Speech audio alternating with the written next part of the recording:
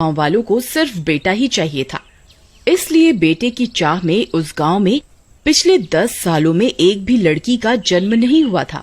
इसी घटिया सोच की वजह से कोई भी पड़ोस के गांव वाला वहां अपनी लड़की की शादी नहीं करता था और उस गांव के सारे मर्द कुंवारे थे। पिछले 10 सालों से उस गांव में किसी भी जवान की शादी नहीं हो रही थी। वहीं गांव में जंगलों में एक भूत का वास था। उस भूत को भी एक लड़की की चाह थी, लेकिन उस गांव में किसी की शादी ही नहीं हो रही थी। इस वजह से वह भूत भी लड़की के लिए तड़प रहा था। फिर एक दिन रात होने पर भूत लड़की की चाह में गांव आता है। सभी गांव वाले उसे छुप छुप कर देख रहे होते हैं। भूत घरों की खिड़कियों से झांक झांक कर लड़की की तलाश कर रहा होता है, लेकिन उसे कोई भी जवान औरत दिखाई नहीं देती। ए कमबख्त गाँव वालों, तुम्हारा नाश मिटे, क्या तुम एक भी लड़की इस गांव में नहीं ला सकते जिसके शरीर पर मैं कब्जा कर सकूं? तभी उस रास्ते से ललिया और राजू गुजर रहे होते हैं और उनका सामना उस भूत से हो जाता है। उन दोनों की सिट्टी पिट्टी गुल हो जाती है। अरे राजू भाई, ये तो वही कंवारा भूत है जो पिछले 10 सालों से लड़की की तलाश कर रहा है। अब क्या करे भाई? ए नास मिटो, तुम किस बात के मर्द हो? तुमसे तो कोई लड़की शादी भी नहीं करना चाहती। लानत है तुम्हारी मर्दानगी पर।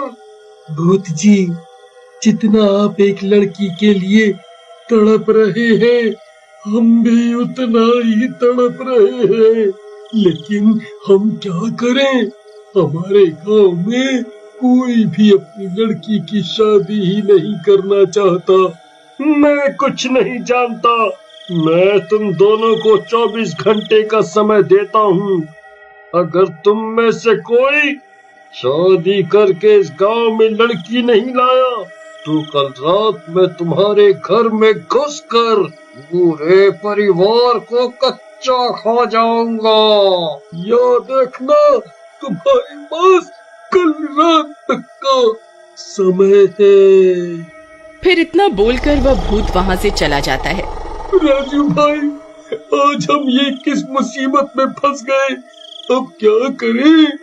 लड़की कहाँ से लाए, जब पिछले 10 सालों में इस गांव में किसी की शादी नहीं हुई, तो हमारी शादी एक दिन में कैसे होगी?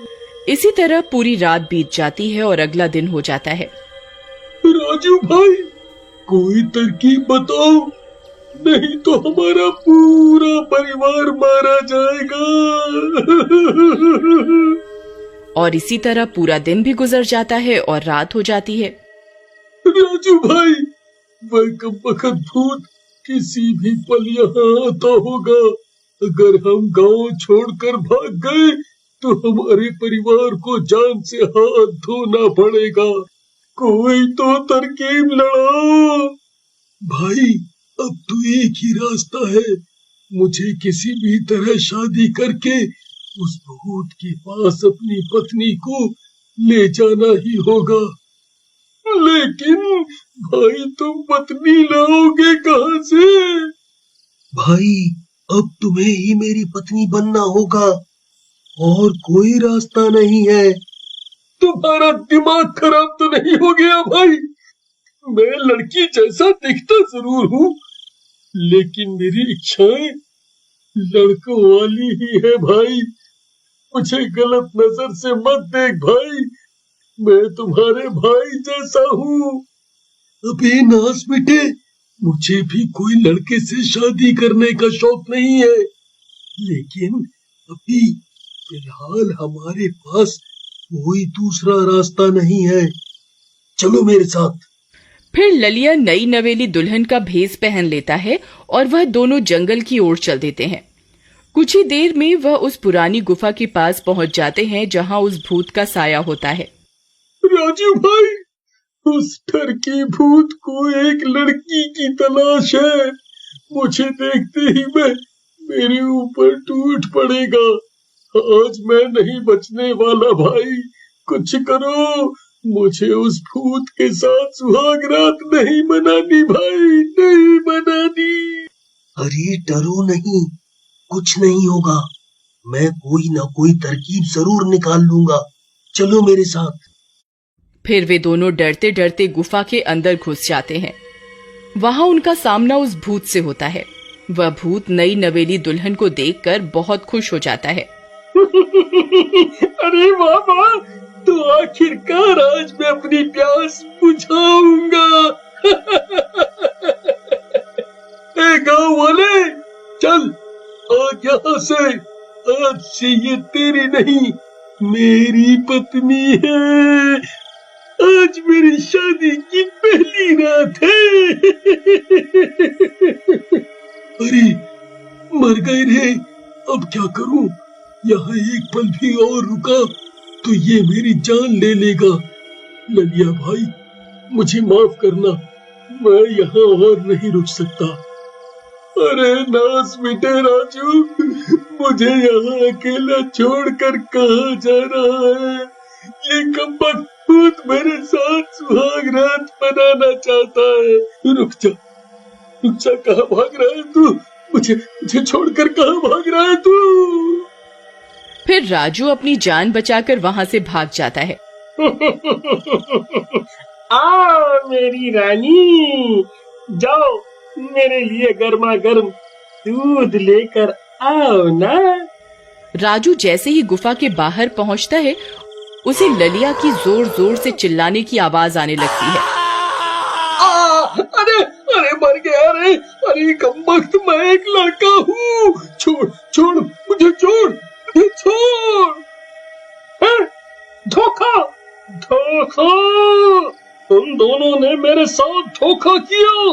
ये तुमने अच्छा नहीं किया। कोई बात नहीं, इसकी सजा तुझे जरूर मिलेगी। अब तू ही मेरे बच्चे की माँ बनेगा। फिर भूत अपनी जादुई शक्तियों से ललिया को प्रेग्नेंट कर देता है। ललिया का पेट फूल जाता है। अरे मर गया रे, बहुत दर्द हो रहा है रे। अरे भूत, तेरा नाश बचे। ये तूने क्या कर दिया कम्बख्त? मुझे प्रेग्नेंट कर दिया।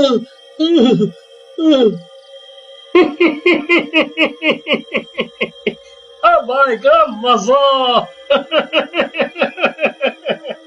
फिर ललिया वहां से भाग जाता है।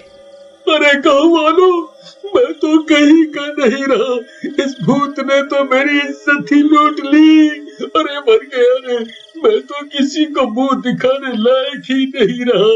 हे भगवान, ये मेरे साथ क्या क्या हो गया। हाय रे। अरे भाई ललिया, ये कैसे हो गया? तुम तो मर्द थे, तुम प्रेग्नेंट कैसे हो गए? कमबख्त गाँव वालों, ये सब तुम्हारी वजह से ही हुआ है। और करो बेटे की जान, तुम लोगों की वजह से ही पूरे गांव के मर्द कुंवारे बैठे हैं। तुम्हारे कर्मों की वजह से कोई भी इस गांव में अपनी लड़की नहीं बिहाना चाहता। अब ले लो मजे। फिर अगले दिन आसपास के सभी गांव में ललिया के गर्भ से होने की बात फैल जाती है। अब क्या करें भाई? अब कुछ ही दिनों में ललिया का बच्चा पैदा हो जाएगा। कहीं वह भी शैतानी बच्चा हुआ तो वह पूरे गांव में आतंक मचा देगा भाई। तुम सही कहते हो भाई, हमें अभी सरपंच से इसके बारे में बात करनी होगी। फिर कुछ गांव वाले मिलकर सरपंच के पास जाते हैं। सरपंच जी, आप ललिया के बारे में तो जानते ही हैं। कुछ ही दिनों में वह एक शैतान के बच्चे को जन्म देने वाला है। अगर ऐसा हो गया तो वह बच्चा पूरे गांव को तबाह कर देगा। तुम सही कहते हो, हमें उस ललिया को जान से मारना होगा। इसी में सबकी भलाई है। ये सारी बातें राजू सुन लेता है और भागता हुआ ललिया के घर जाता है। ललिया भाई कहाँ हो तुम? ललिया भाई जल्दी बाहर आओ। फिर ललिया राजू की आवाज सुनकर बाहर आता है। क्या हुआ भाई? जो शोर मचा रहे हो? भाई, तुम्हें इसी वक्त यहाँ से भागना होगा। गांव वाले तुम्हारी ही तलाश में आ रहे हैं। वो तुम्हें मारना चाहते हैं ताकि ये भूतिया बच्चा इस दुनिया में ना आ सके। कैसी बातें कर रहे हो भाई? कहीं गांव वालों का दिमाग खराब तो नहीं हो गया भाई? इसमें मेरी क्या गलती है? ये लोग मेरी जान के पीछे क्यों पड़ गए हैं भाई? क्यों पड़ गए हैं? मुझे कुछ नहीं पता भाई। अगर तुम्हें अपनी जान बचानी है तो जल्दी यहाँ से भागो। अरे मारो रे, आज ये बच के नहीं जाना चाहिए। इसे जिंदा नहीं छोड़ना है। ललिया भाई, जल्दी भागो, जल्दी। लेकिन भाई मैं जाऊं कहाँ? मैं जहाँ भी जाऊंगा ये गांव वाले मुझे जिंदा नहीं छोड़ेंगे। भाई, एक शख्स है जो तुम्हारी जान जरूर बचाएगा। तुम उस भूत की गुफा में जाओ। तुम उसके बच्चे की माँ बनने वाले हो। हाँ हाँ, मेरा मतलब है तुम उसके बच्चे के बाप बनने वाले हो।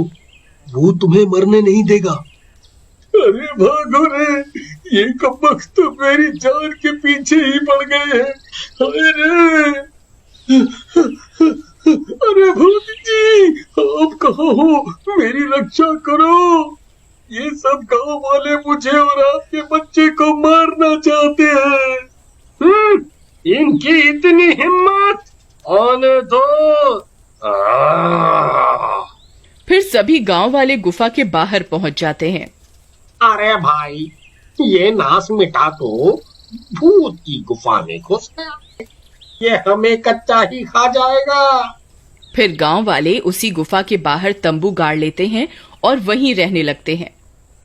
फिर एक दिन अमावस्या की काली रात आती है। भाई, आज की रात तो बहुत काली रात है। लगता है आज ही उस भूतिया बच्चे का जन्म होने वाला है। होने दो उस बच्चे का जन्म। हम उसे जीने नहीं देंगे। उसे जीने का कोई हक नहीं है। फिर कुछ ही देर में गुफा के अंदर से बच्चे के रोने की आवाज आती है। सभी गांव वाले चौकन्ने हो जाते हैं। अरे भाई, तुमने सुना? देखो, गुफा से किसी बच्चे के रोने की आवाज आ रही है। लगता है उस भूतिया बच्चे का जन्म हो गया। चलो भाइयों, हम इस बच्चे को जिंदा नहीं छोड़ सकते। हम अभी इस बच्चे को जलाकर मार डालेंगे। चलो। फिर सब गांव वाले मिलकर गुफा के अंदर घुस जाते हैं।